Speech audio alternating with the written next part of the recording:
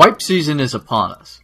Instead of repeating all of those quests you've done a dozen times already, how about you try out iconic zones from Escape from Tarkov in a whole new way in Door Kickers 2. Tarkov Turmoils is a map pack created by Radish Spirit on the Steam Workshop. The maps are on the larger side, covering zones like dorms and crack house on Customs, the Reserve Catacombs, the top floor of the mall on Interchange, part of the resort on Shoreline, and the factory office and bathroom, my personal favorite of the pack. The attention to detail in these maps is something to be appreciated by fans of both games. Going back to get the footage of these zones was surreal at times, down to each locked door, and even hiding spots, or the crack on the door in the factory office. If there was one thing that recreating other games' maps like this shows, it's the lack of verticality in Door Kickers 2. Currently, staircases are purely decoration, which is a shame since Door Kickers 1 featured multi-story maps, and the fact that staircases are particularly dangerous fatal funnels, and are potential reinforcement or escape points, which could affect the way that you play the game. This is one thing that the dorms map was lacking, as fighting for domination on the staircase is a particularly common activity on Customs, and there were times where I wasn't sure whether or not the creator had put a cheeky scav hiding on the stairs, or maybe even a reinforcement wave for authenticity. The Reserve Catacombs also show the lack of verticality. Since the whole zone is underground, it ultimately functions as if it were one level, but you traverse most of the areas using large ramps. But in Door Kickers 2, it just appears as a long corridor, which had the problem of making the map feel extremely open, which is my main complaint about recreating most of these maps in Door Kickers 2.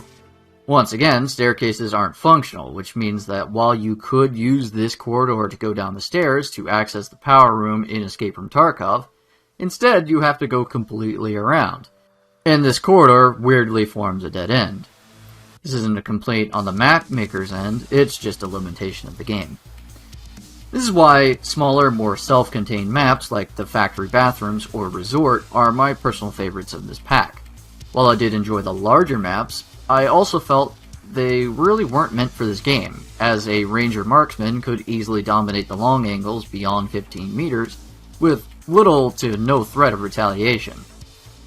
Another complaint I have about large maps is that their replays run around 5 to 8 minutes of real time, which ends up meaning more than half an hour of game time per map, and plenty of interiors like dorms or the mall are extremely repetitive, which leads to actual fatigue as you yourself start to get tired of the map, which leads to you getting sloppy and potentially ruining your entire run.